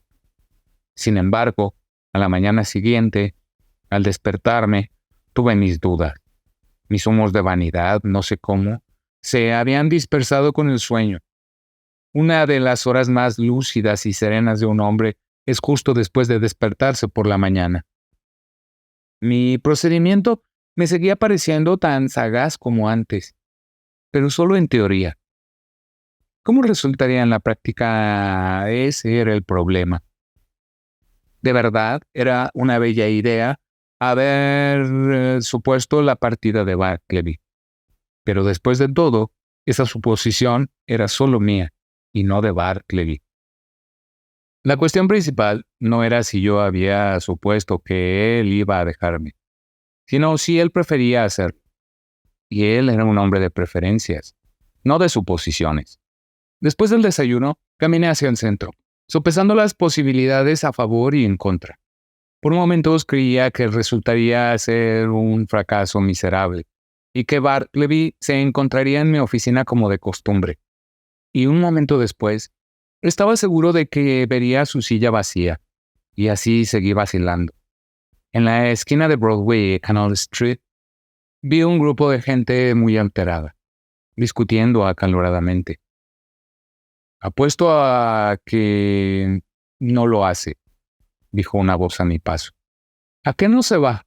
Acepto, dije yo. Ponga su dinero. Estaba metido instintivamente mi mano en el bolsillo para mostrar el mío cuando recordé que era día de elecciones. Las palabras que había alcanzado a oír al pasar no se referían en absoluto a Bartleby, sino al éxito o fracaso de algún candidato a la alcaldía. En mi absorto estado mental, había imaginado, por así decirlo, que todo Broadway compartía mi agitación y debatían conmigo la misma cuestión. Seguí mi camino, muy agradecido de que el alboroto de la calle disimulara mi descuido pasajero. Tal y como lo había planeado, llegué a la puerta de mi oficina más temprano que de costumbre. Me quedé escuchando por un momento. Todo estaba en silencio. Debió de haberse marchado. Intenté girar la perilla. La puerta estaba cerrada con llave. Sí, mi procedimiento había funcionado de maravilla. Había desaparecido en efecto. Sin embargo, una cierta melancolía se mezclaba con esta sensación. Casi lamentaba mi éxito brillante. Estaba hurgando debajo del tapete, buscando la llave de Bartleby y tenía que haberme dejado ahí, cuando accidentalmente mi rodilla golpeó la puerta, produciendo un sonido como de llamada, y en respuesta, una voz llegó hasta mí desde el interior. Todavía no. Estoy ocupado. Era Bartleby. Me dejó fulminado. Por un momento me quedé como aquel hombre que con pipa en la boca murió por culpa de un rayo estival. Hace ya mucho tiempo, durante una tarde despejada en Virginia, murió en su propia ventana, cálida y abierta, y permaneció recargado en ella en la tarde de ensueño hasta que alguien lo tocó y cayó. No se ha ido, murmuré al fin. Pero obedeciendo una vez más a ese asombroso ascendiente que el inescrutable copista tenía sobre mí, y del cual, a pesar de mi exasperación, no podía escapar completamente. Bajé lento las escaleras y salí a la calle, y mientras daba vueltas a la manzana, consideré que debería hacer después de esa inaudita y perpleja situación. No podía echarlo a empujones. Ahuyentarlo con insultos sería inapropiado. Llamar a la policía era una idea desagradable, y sin embargo, permitirle que disfrutara de su cadavérico triunfo sobre mí, eso tampoco podía ni pensarlo. ¿Qué debía hacerse? O si no podía hacerse nada, ¿había algo más que yo pudiera suponer sobre este asunto? Sí, al igual que antes, yo había dado por supuesto prospectivamente que Bartleby se marcharía. Ahora podría suponer retrospectivamente que se habría marchado. En la legítima realización de ese supuesto, yo podría entrar en mi oficina con mucha prisa y, fingiendo no ver a Bartleby, caminar directamente hacia él y atravesarlo como si fuera aire. Tal procedimiento tendría, en un grado singular, la apariencia de un ataque directo. Era muy improbable que Bartleby pudiera soportar semejante aplicación de la doctrina de las superposiciones. Pero pensándolo mejor, el éxito del plan parecía más bien dudoso. Decidí discutir el asunto con él de nuevo. Bartleby, dije entrando a la oficina con una expresión tranquilamente severa. Estoy gravemente disgustado. Estoy dolido, Bartleby. Tenía una mejor opinión de usted. Me lo había imaginado de tal caballerosa condición que en cualquier delicado tema habría bastado la más leve insinuación. En resumen, una suposición, pero parece que me engañó. Vaya, añadí con asombro sincero. Ni siquiera ha tocado el dinero aún. Y señalé el lugar en el que estaba, justo donde lo había dejado la tarde anterior. No respondió nada. ¿Va o no usted a dejarme? Le pregunté ahora en un súbito arranque de ira, avanzando hacia él. Preferiría no dejarlo, contestó, enfatizando suavemente ese no. ¿Pero qué derecho tiene usted a quedarse aquí? ¿Paga la renta? ¿Paga mis impuestos? ¿Acaso es suya esta propiedad? No respondió nada. ¿Está usted dispuesto a seguir escribiendo ahora? ¿Se ha recuperado de la vista? ¿Podría copiarme un pequeño documento esta misma mañana? ¿O ayudar a revisar algunas líneas? ¿O ir a la oficina de correos? En una palabra, ¿va usted a hacer algo que justifique su negativa a marcharse? Silenciosamente se retiró a su ermita. Me encontraba tan enervado que juzgué prudente abstenerme por ahora de añadir otras expresiones. Bartleby y yo estábamos solos. Recordé la tragedia del desdichado Adams y del aún más desdichado Colt en la solitaria oficina de este último, y cómo el pobre Colt, enfurecido terriblemente por Adams y dejándose llevar imprudentemente por una ira salvaje, se precipitó de golpe a su acto fatal. Un acto que con certeza ningún hombre podría deplorar más que su propio autor. Con frecuencia, se me había ocurrido al pensar sobre este asunto que si el altercado hubiera tenido lugar en la calle o en una casa particular, la conclusión habría sido distinta. Fue la circunstancia de estar solos en una oficina desierta, en un piso alto de un edificio enteramente desprovisto de elementos domésticos humanizadores. Una oficina sin alfombra, sin duda, de una apariencia un tanto sucia y demacrada. Eso debió haber sido lo que contribuyó a aumentar enormemente la desesperación iracunda del desventurado Colt. Pero cuando este rencor pecaminoso se despertó en mí y me tentó con respecto a Bartleby, forcejé con él y lo vencí. ¿Cómo? Vaya. Pues simplemente recordando el precepto divino. Un nuevo mandamiento les doy. Ámense los unos a los otros. Sí, eso fue lo que me salvó. Dejando de lado consideraciones superiores, con frecuencia, la caridad obra como un principio inmensamente sabio y prudente, un gran amparo para su poseedor. Los hombres han asesinado por celos, y por rabia, y por odio, y por egoísmo, y por orgullo espiritual. Pero nadie que yo sepa jamás asesinó por dulce caridad. El mero interés propio, entonces, a falta de mejor motivo, debería mover a todos los seres, especialmente a los hombres temperamentales, a la caridad y a la filantropía. En todo caso, en aquella ocasión me esforcé en ahogar mis sentimientos de exasperación hacia el escribiente, interpretando benévolamente su conducta. Pobre hombre, pensé. No lo hace a propósito. Además, ha pasado tiempos difíciles y merece indulgencia. Procuré también ocuparme inmediatamente en algo, a la vez consolar mi desaliento. Intenté imaginar que en el transcurso de la mañana, en el momento en el que pareciera conveniente, Bartleby, por su propia voluntad, emergería de su ermita. Se encaminaría decidido en dirección a la puerta. Pero no. Dieron las 12:30. La cara de Turkey empezó a resplandecer, a volcar el tintero, a volverse ruidoso en general. Nippers se sumó en la quietud y en la cortesía. Juggernaut masticaba su manzana de las 12. Y Bartleby siguió de pie frente a su ventana en una de sus más profundas ensoñaciones de moro ciego. ¿Me creerán? ¿Debería admitirlo? Esa tarde me marché de la oficina sin decirle ni una sola palabra más.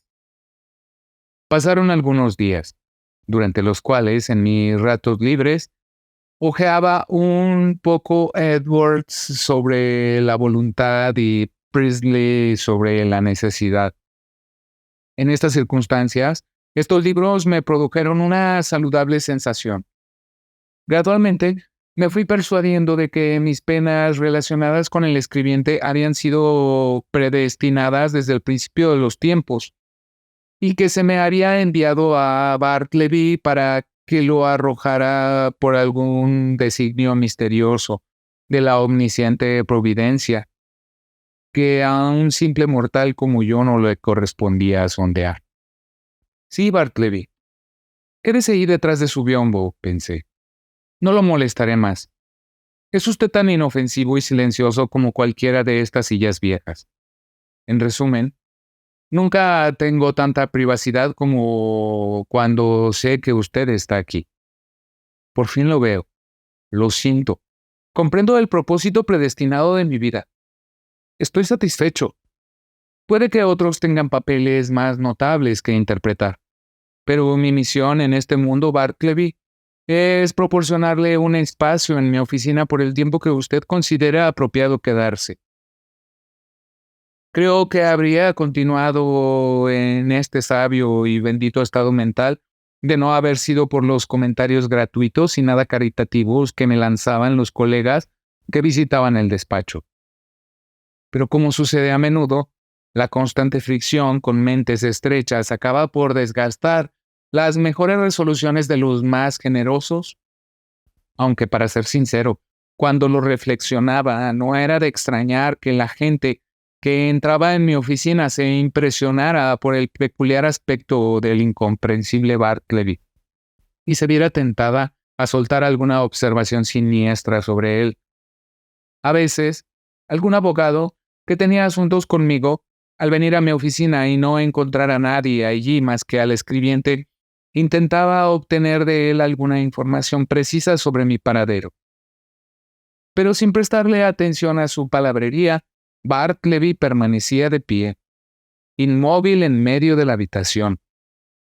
Así que después de contemplarlo en esa posición por un rato, el abogado se marchaba sabiendo lo mismo que cuando llegó. Además, cuando se revisaba un caso y el despacho estaba lleno de abogados y testigos y el trabajo no paraba, algún jurista sumamente atareado de los que se encontraban presentes, viendo que Bartleby estaba enteramente desocupado, le pedía que corriera a su oficina, a la del jurista, y le trajera algunos documentos, a lo que Bartleby tranquilamente se rehusaba, quedándose tan ocioso como antes. Entonces el abogado lo miraba muy fijamente y luego se volvía hacia mí. ¿Y qué podía decir yo? Finalmente me enteré de que en todo mi círculo de relaciones profesionales corría un rumor de asombro sobre la extraña criatura que mantenía en mi oficina. Esto me preocupó muchísimo, y a medida que se apoderaba de mí la idea de que probablemente resultara ser un hombre longevo y siguiera ocupando mi despacho y negando mi autoridad y desconcertando a mis visitantes y arruinando mi reputación profesional y ensombreciendo de manera general mi oficina, subsistiendo hasta el último momento con sus ahorros, pues sin duda no gastaba sino 5 centavos al día, y que al final tal vez me sobreviviera y reclamara posesión de mi oficina en razón de su ocupación perpetua, a medida que todas estas premoniciones sombrías se agolpaban más y más en mi cabeza. Y mis amigos se inmiscuían constantemente con sus observaciones implacables sobre el fantasma en mi despacho. Un gran cambio se forjó en mí. Decidí reunir todas mis fuerzas y librarme para siempre de este intolerable incubo. Sin embargo, antes de considerar algún proyecto complicado que respondiera a este fin, primero le sugerí simplemente a Bartleby la pertinencia de su marcha definitiva. En un tono serio y tranquilo, le confié esta idea a su prudente y madura consideración. Pero después de haberse tomado 3 días para meditarlo, me notificó que su determinación original seguía siendo la misma. En resumen, que aún preferiría permanecer conmigo. ¿Qué haré?, me preguntaba entonces, mientras abotonaba mi abrigo hasta el último botón. ¿Qué haré? ¿Qué debo hacer? ¿Qué dice mi conciencia que debería hacer con este hombre? Mejor dicho, con este fantasma. Tengo que librarme de él. Se marchará. ¿Pero cómo? ¿No irás a echarlo a ese pobre pálido y pasivo mortal? ¿No vas a echar a la calle a esa criatura indefensa? ¿No irás a deshacerte con semejante crueldad? No, no lo haré, no puedo hacerlo. Sería mejor dejarlo vivir y morir aquí y luego emparedar sus restos en el muro. Entonces, ¿qué harás? A pesar de tus persuasiones, él no se moverá. Incluso los sobornos que le das los dejas sobre tu mesa, debajo de tu propio pisapapeles. En resumen, está bien claro que prefiere aferrarse a ti. Entonces, debe hacerse algo severo, algo inusual, como no irás a hacer que lo atrape la policía y enviar su inocente palidez a la cárcel. ¿Y con qué fundamento lograrás que se hiciera tal cosa? ¿Es acaso un vagabundo? ¿Cómo? ¿Un vagabundo? ¿Un errante? ¿El que se niega a moverse? Precisamente porque no quieres ser un vagabundo, intentas que lo consideren como tal. Es demasiado absurdo. No tiene medios de subsistencia visibles. Ya lo atrapé. Otro error. Pues indudablemente él sí subsiste por su propia cuenta. Y esa es la única prueba irrefutable con la que cualquiera puede demostrar que posee los medios para hacerlo. Se acabó. Como él no me dejará, yo debo dejarlo a él. Cambiaré de oficina, me mudaré a otra parte y le notificaré debidamente que si lo encuentro en mis nuevas instalaciones procederé contra él como si fuera un intruso común y corriente. Actuando en consecuencia, al día siguiente me dirigí a él de este modo. Me parece que este despacho está demasiado lejos del ayuntamiento. El aire aquí es insalubre. En pocas palabras, Me propongo cambiar mis oficinas la próxima semana y ya no requeriré de sus servicios. Se lo digo ahora con el fin de que pueda usted buscarse otro lugar. No respondió y no se dijo más. En el día señalado contraté carretas y hombres. Me dirigía hacia mi despacho y como el mobiliario era poco, se llevaron todo en unas cuantas horas. Durante la mudanza, el escribiente permaneció de pie detrás del biombo, el cual, según mis órdenes, sería lo último que se llevara. Una vez que lo retiraron, doblándolo como un inmenso pliego, dejé a Bartleby como el ocupante inmóvil de una habitación desnuda. Me quedé en la entrada observándolo por un momento. Mientras algo en mi interior me reprochaba, volví a entrar con la mano en el bolsillo y con el corazón en un puño. Adiós, Bartleby. Me marcho. Adiós y que Dios de algún modo lo bendiga. Y tenga, le dije deslizándole algo en su mano. Pero lo dejó caer al suelo. Y entonces, aunque parezca mentira, tuve que arrancarme a mí mismo de quien tanto había anhelado librar. Instalado en mis nuevas oficinas, durante un día o dos mantuve la puerta cerrada con llave y me sobresaltaba a cada paso que oía en los pasillos. Cuando regresaba a mi despacho, después de alguna breve ausencia, hacía una pausa en el umbral por un instante y escuchaba con atención antes de introducir mi llave. Pero mis temores eran innecesarios. Bartleby nunca volvió a acercarse. Cuando creía que todo iba bien, un desconocido con aire preocupado me visitó y me preguntó si era yo la persona que recientemente había ocupado unas oficinas en el número de Wall Street.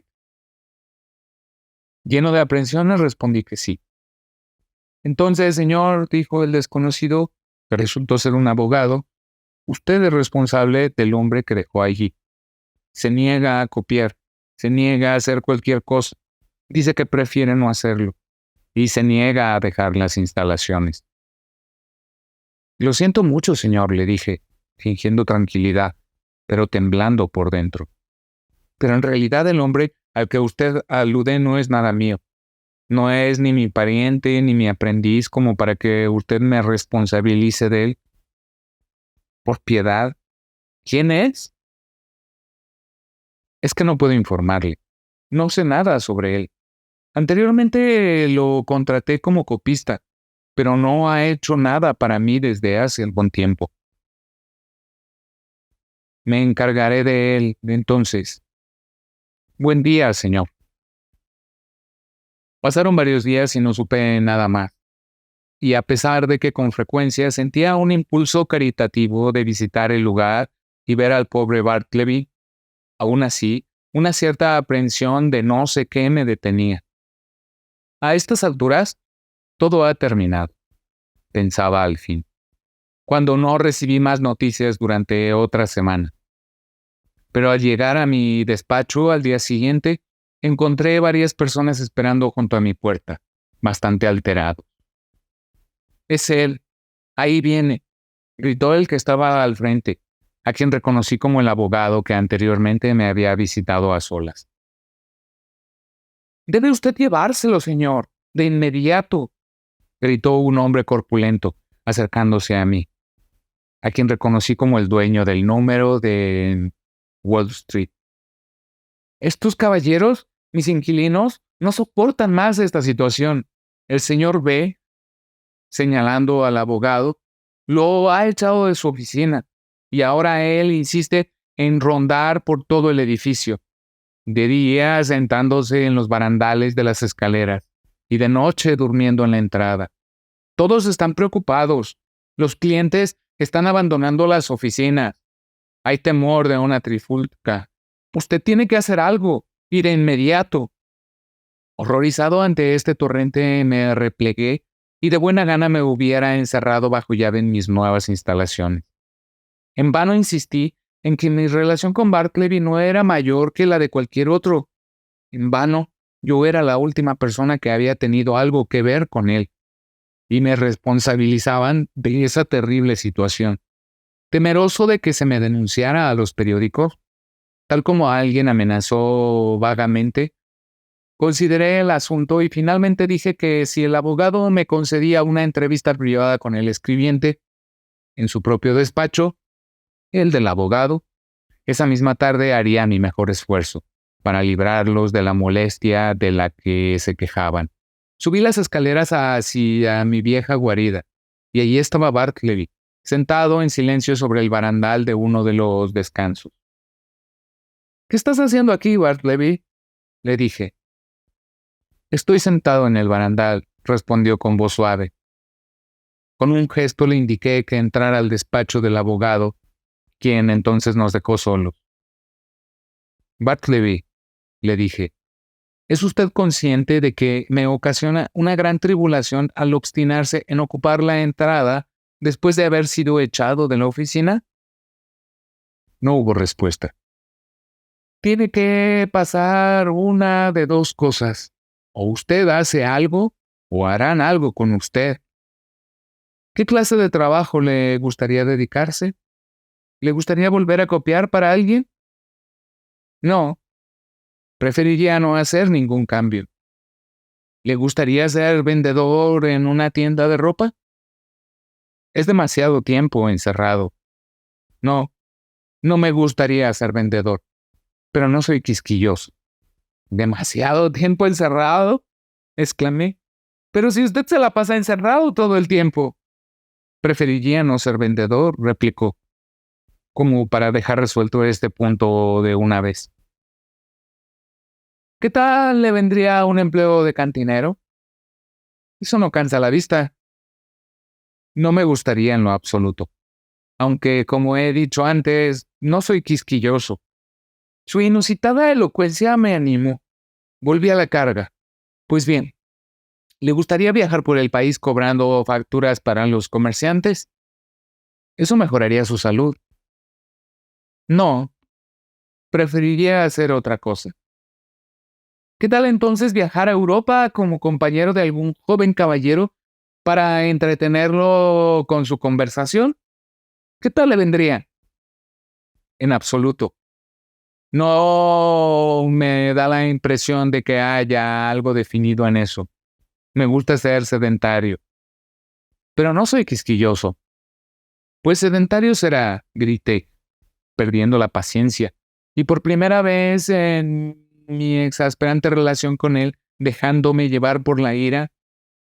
Si usted no se va de estas instalaciones antes de que anochezca, me veré obligado, mejor dicho, estoy obligado a abandonar las instalaciones yo mismo. Concluí de forma bastante absurda, sin saber con qué posible amenaza intimidarlo, para convertir su inmovilidad en obediencia. Perdiendo las esperanzas en cualquier intento posterior, me estaba marchando precipitadamente cuando se me ocurrió una última idea. Una que no era la primera vez que me permitía albergar. Bartleby, le dije en tono más amable que pude, dadas las circunstancias. ¿Quisiera usted ir a casa conmigo ahora? No a mi oficina, sino a mi hogar. Y quédese allí hasta que podamos encontrar tranquilamente un arreglo que le convenga. Venga, vayámonos ahora mismo. No, por ahora preferiría no cambiar nada en absoluto. No respondí nada, sino que, esquivando con eficacia a todos con lo inesperado y rápido de mi huida, salí volando del edificio. Corrí por Wall Street hacia Broadway, y saltando al primer ómnibus pronto me vi libre de toda persecución. Tan pronto como volvió la tranquilidad, comprendí claramente que había hecho todo lo que me era posible, tanto respecto a las exigencias del dueño y sus inquilinos, como a mi propio deseo y sentido del deber, para beneficiar a Bartleby y protegerlo de una dura persecución. Ahora procuré aquietarme y despreocuparme, y mi conciencia me daba la razón. aunque para ser sincero no tuve tanto éxito como habría querido. Tan temeroso estaba de ser cazado de nuevo por el dueño furibundo y sus exasperados inquilinos, que dejando en manos de Nippers mis asuntos, por algunos días deambulé por la parte alta de la ciudad y los suburbios en mi carruaje. Crucé a Jersey City, a Hoboken, e hice visitas fugaces a Manhattanville y Astoria. De hecho, prácticamente viví en mi carruaje durante aquellos días. Cuando regresé a mi oficina, sí, una nota del dueño me esperaba sobre mi escritorio. La abrí con manos temblorosas. Se me informaba de que su autor había llamado a la policía y habían hecho que se llevaran a Bartleby a las tumbas por vagabundo. Además, ya que yo lo conocía más que ninguna otra persona, me pedía que me presentara en aquel lugar e hiciera una adecuada declaración de los hechos. Estas noticias me produjeron un efecto contradictorio. Al principio estaba indignado, pero al final casi estuve de acuerdo. El temperamento enérgico y sumario del dueño lo habían llevado a adoptar un procedimiento que no creo haber podido decidir por mi cuenta, y sin embargo, como último recurso, dadas las circunstancias tan peculiares, parecía la única opción. Según supe después, el pobre escribiente, cuando le dijeron que debía ser llevado a las tumbas, no ofreció la mayor resistencia, sino que con su inmovilidad y palidez características, consintió silenciosamente. Algunos de los compasivos y curiosos espectadores se unieron al grupo, y encabezada por un policía que llevaba a Bartleby del brazo, la silenciosa procesión desafió por su camino, entre todo el ruido, el calor y el júbilo de las estruendosas calles del mediodía. El mismo día que recibí la nota, me dirigí a las tumbas, o para decirlo con propiedad, al Departamento de Justicia. Buscando al oficial adecuado, declaré el propósito de mi visita y se me informó que el individuo al que describía estaba en efecto allí adentro. Entonces le aseguré al funcionario que Bartleby era un hombre perfectamente honrado y digno de la mayor compasión, a pesar de su inexplicable excentricidad.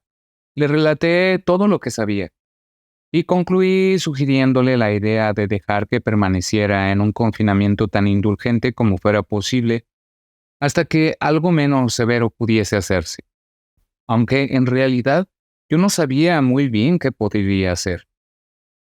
En todo caso, si nada más podría decidirse, el asilo debía recibirlo. Luego, pedí una entrevista con Bartleby. Como no estaba acusado de ningún cargo grave y su comportamiento era sereno e inofensivo, le habían permitido deambular libremente por la prisión, y en especial en los patios interiores cubiertos de pasto. Y ahí lo encontré, de pie y completamente solo en el más tranquilo de los patios, con su cara vuelta hacia un alto muro, mientras que por todas partes, desde las estrechas rendijas de las ventanas de la cárcel, creí ver cómo los ojos de asesinos y ladrones lo miraban con curiosidad. «Bartleby, yo lo conozco a usted», dijo sin voltearse, «y no tengo nada que decirle». «No fui yo quien lo trajo aquí, Bartleby», le dije profundamente dolido por su implícita sospecha. «Y para usted, este lugar no debe ser tan desagradable. No es nada vergonzoso que usted esté aquí. Y vea, no es un lugar tan triste como podría creerse. Mire, ahí está el cielo. Y aquí el jardín». «Sé dónde estoy», contestó, «pero yo no diría nada más». Así que lo dejé.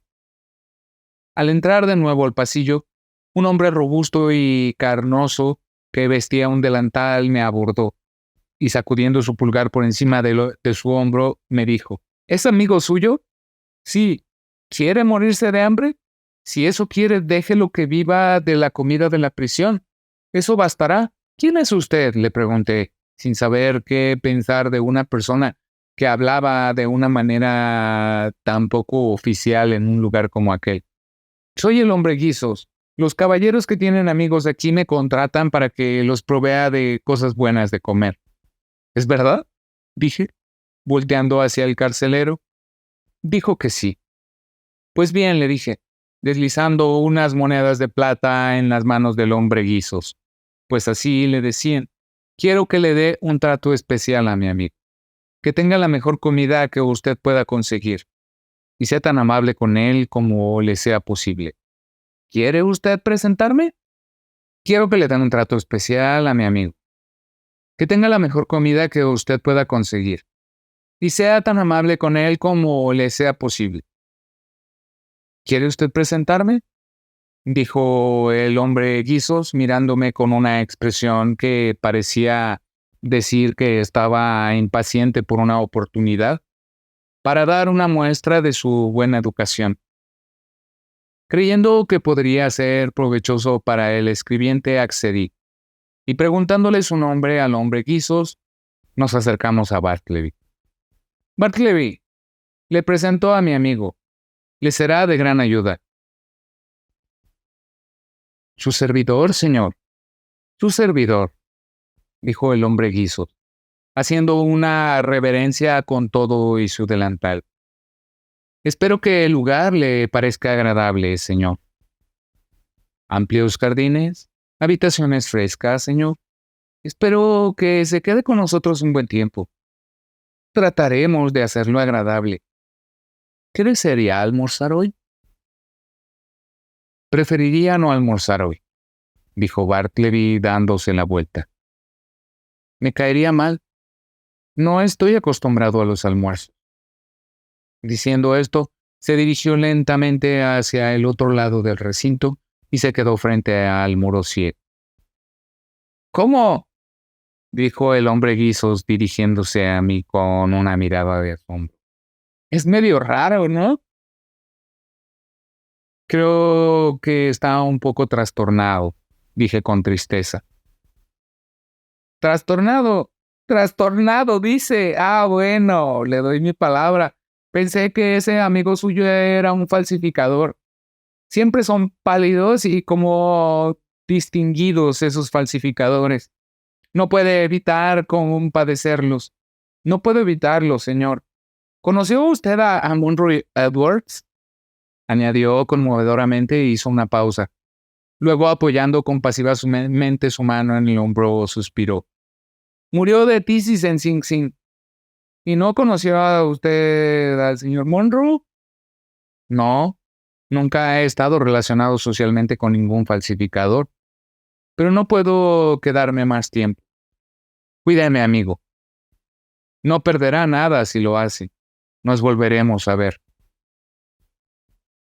Algunos días después, de nuevo conseguí entrar en las tumbas y recorrí los pasillos en busca de Bartleby, pero no lo encontré.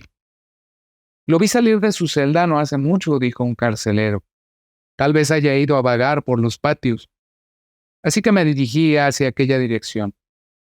Está buscando al hombre silencioso, dijo otro carcelero al cruzarse conmigo. Está por allá, durmiendo en aquel patio. No hace ni 20 minutos que lo vi acostarse. El patio estaba en completo silencio. Los presos comunes no tenían acceso a él. Los muros circundantes de un sorprendente grosor lo aislaban de todo ruido. El carácter egipcio de la construcción me abrumó con su melancolía, pero un suave pasto crecía aprisionado en el suelo. Parecía el corazón de las eternas pirámides, donde, por obra de alguna extraña magia, a través de las grietas, semillas de pasto arrojadas por las aves habían brotado. Extrañamente, acurrucado al pie del muro, con las rodillas encogidas y acostado de lado, su cabeza tocando las frías piedras, vi al demacrado Bartleby. Pero nada se movía. Me detuve, luego me acerqué, me incliné, y vi que sus tenues ojos estaban abiertos. Por lo demás, parecía profundamente dormido. Algo me incitó a tocarlo. Cuando toqué su mano, un hormigueo escalofriante me recorrió el brazo y la espina dorsal hasta los pies. La cara redonda del hombre guisos me miró detenidamente. «Su almuerzo está listo», ¿No almorzará hoy tampoco? ¿O es que vive sin comer? Vive sin comer, dije yo, y cerré sus ojos.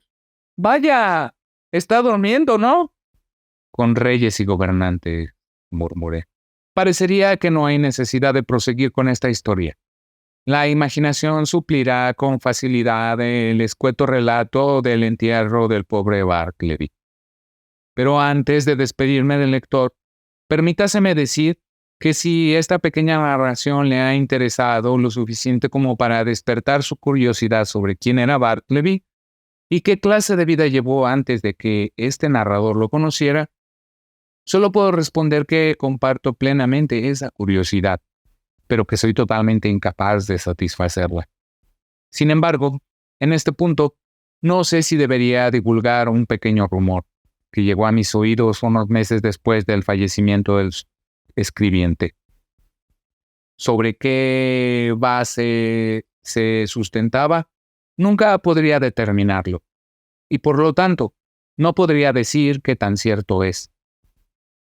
Pero considerando que este vago rumor ha sido de cierto interés extraño y sugestivo para mí, por triste que sea, puede resultar interesante también para otras personas. Así que lo mencionaré brevemente.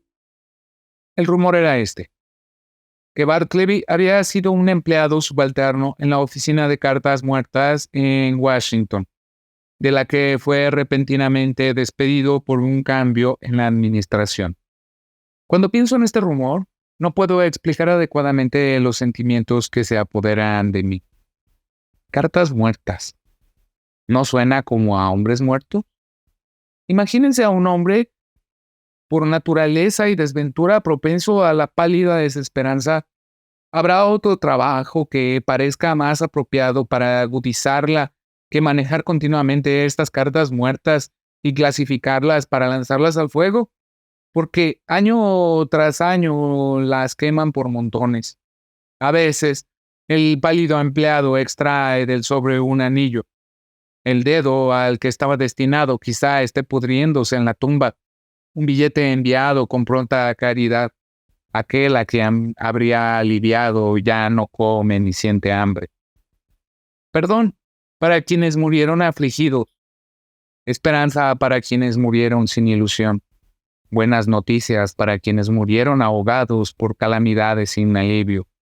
Con mensajes de vida, estas cartas se precipitan hacia la muerte. ¡Ay, Bartleby! ¡Ay, humanidad!